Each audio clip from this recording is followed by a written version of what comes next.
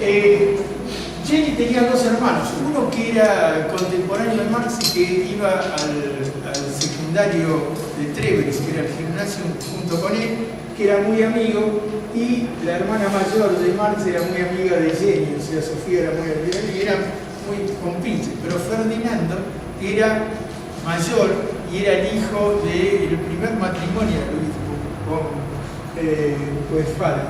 Y es un personaje medio extraño, fue ministro de Interior de Prusia en 1850, en el momento de la revolución, y además no lo quería nada Marx, digamos, lo creía que era muy revoltoso, que era judío. En realidad lo investigó cuando estaba en Berlín y entonces lo hizo investigar y le mandó el informe al padre, a Ludwig, diciendo que andaba con mujeres para que impidiera el casamiento con Jenny. Y Ludwig parece que no le dio mucha importancia a eso. Pero después, cuando estaba en Inglaterra y él era ministro del Interior, tenemos informe de los espías que mandó a la casa de Marx, donde describe cómo era la casa de Marx, que era de una sola habitación cuando vivía en Londres, porque este personaje, Ferdinand, mandaba espías y tenemos los reportes de los espías que decían cómo era, dónde vivía Marx y dónde escribía. Escribía en la mesa donde comía, porque tenía una sola habitación y un dormitorio. O sea que es interesante conocer un poco.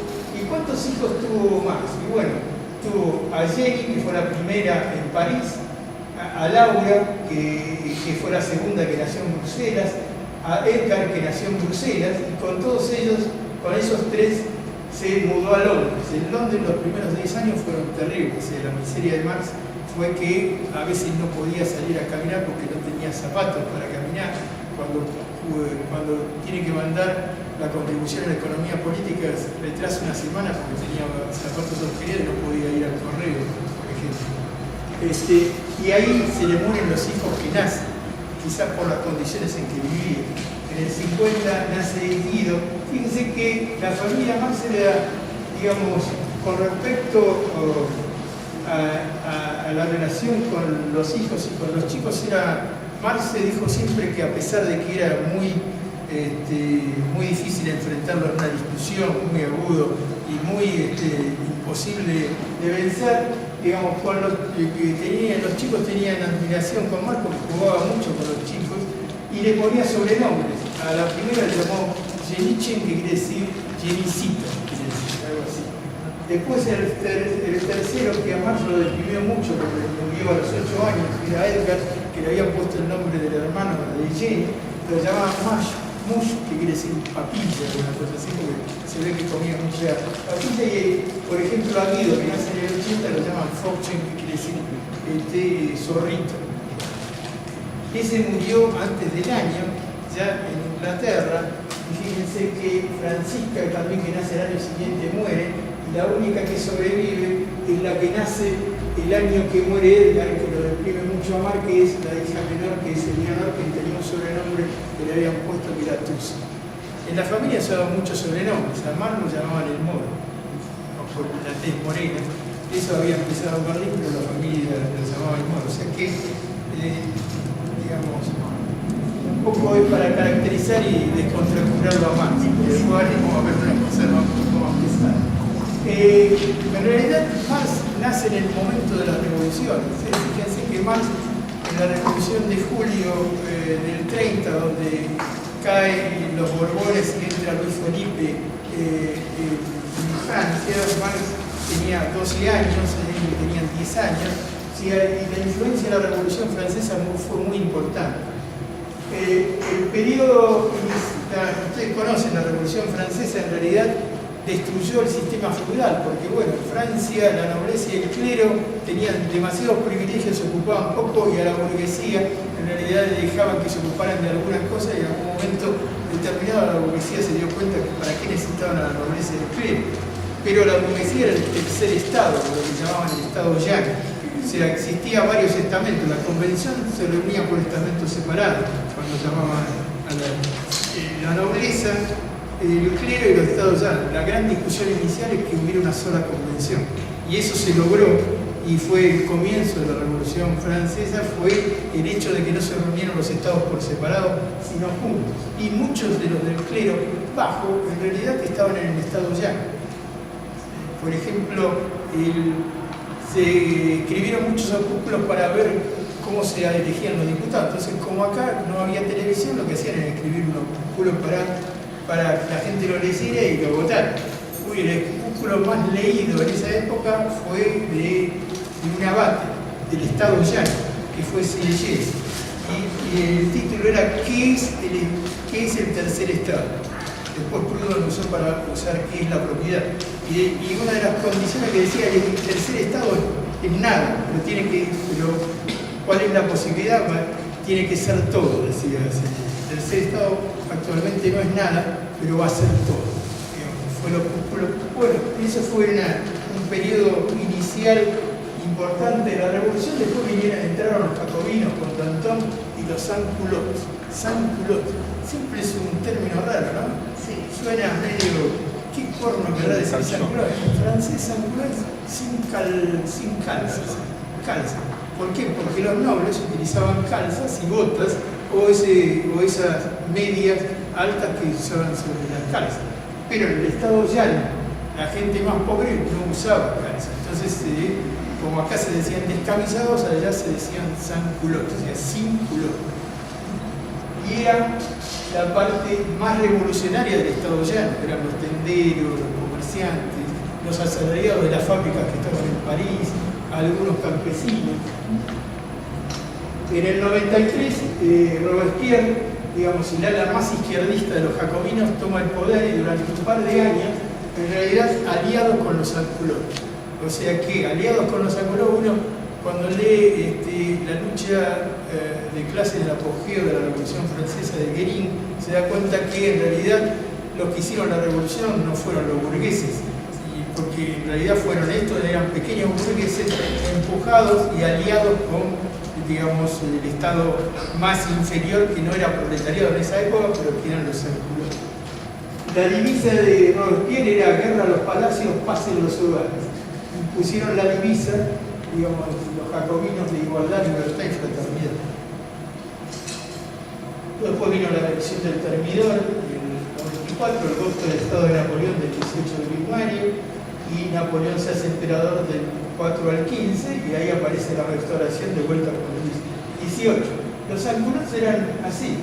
Si nosotros usamos pantalones gracias a los sans-culottes, porque los sans-culottes, claro, no usaron calzas, no usaron, todos vestían pantalones de paño a rayas.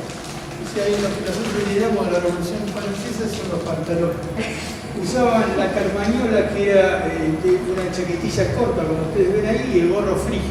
Pero en el gorro frío le gustaba la libertad. Y nosotros también, en la época de la Revolución de Mayo, el gorro frío estaba por muchos lados. Era una rememoración de la... Y por supuesto utilizaban un toteo igualitario, eran los miembros más pobres del tercer Estado, empezaron los tonteros asalariados campesinos, pero nunca constituyeron un partido formal, era el área izquierda de los jacobinos.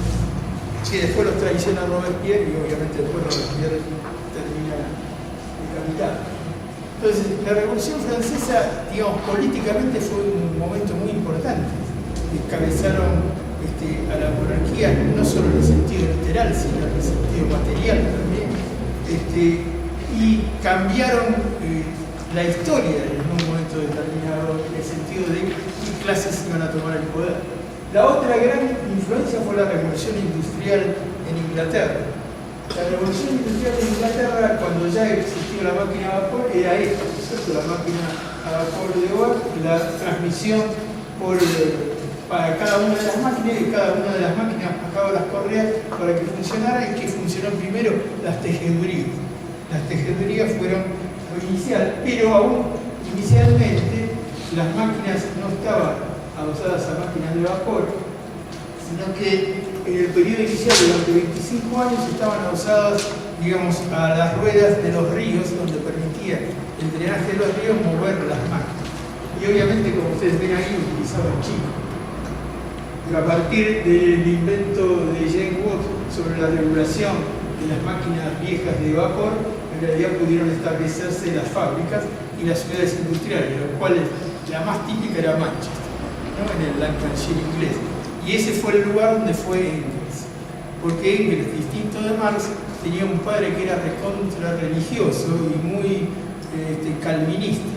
Y en realidad no quería que su hijo estudiara, porque ellos tenían una tradición de tener fábricas en Barmen y Leverfield, que tenían tejeduría, y además con los hermanos Herman habían puesto una fábrica en Manchester. Por lo tanto, tenían fábrica ahí en Manchester. Y, digamos, cuando llegó a los 16, 17 años, a Engels no lo dejó seguir estudiando y lo mandó a Bremen con unos negociantes para que aprendiera el negocio. En cambio, Engels ahí se hizo neo-hegeliano y empezó a escribir, y aparecían en el Telégrafo, en algunas cosas, artículos firmados por Friedrich Oswald, que era el seudónimo de Engels. ¿Por qué? Porque hablaba de la situación en el valle del Wuppertal, donde estaba la fábrica de su padre, y describía la situación de la gente. Pero lo que pasa que, digamos, era la manera de mantenerse anónimo. O sea, durante mucho tiempo Engels escribió muchas publicaciones que nadie sabía que era de él, porque usó un seudónimo que se llamaba Oswald. Pero esa era, digamos, la situación. Primero, en Inglaterra, ¿qué se hizo? La manufactura. ¿Qué pasó con la manufactura? Antes, ¿qué había? Un artesanado donde había un oficial que después tenía aprendices que se convertían después en maestros y volvían a generar el ciclo de los nuevos artesanos y demás. ¿Qué crearon? Crearon primero la manufactura, que era la manufactura. Había 200, 300 personas en grandes galpones donde cada uno hacía un pedacito de la maniobra. Aunque no hubiera máquinas, sí había herramientas especializadas. En vez de hacer todo el proceso, hacía una parte del proceso. ¿Qué hicieron con eso? Bajó el costo. Entonces, al bajar el costo de producción, vendían mucho más los tejidos y las cosas hechas en manufactura que los telares artesanales. Por lo cual, al bajar la producción, los artesanos empezaron a bajar su ingreso y tuvieron que mantenerse en la manufactura, porque no podían sobrevivir.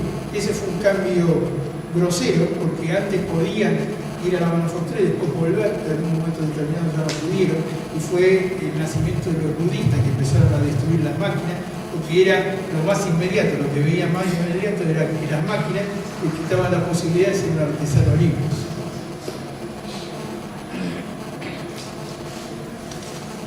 ¿Cuáles fueron los estudios formales de Marx? Marx estudió lo que se llamaba el liceo, el gimnasio, lo que se llamaba en Israel, el de Trevens. Y estudió con un personaje que se llamaba Hugo Wittenberg, que era el rector del colegio, que era profesor de historia y filosofía, y que en realidad lo acusaban de ateísmo y materialismo, lo pusieron muy al lado como co-director del colegio.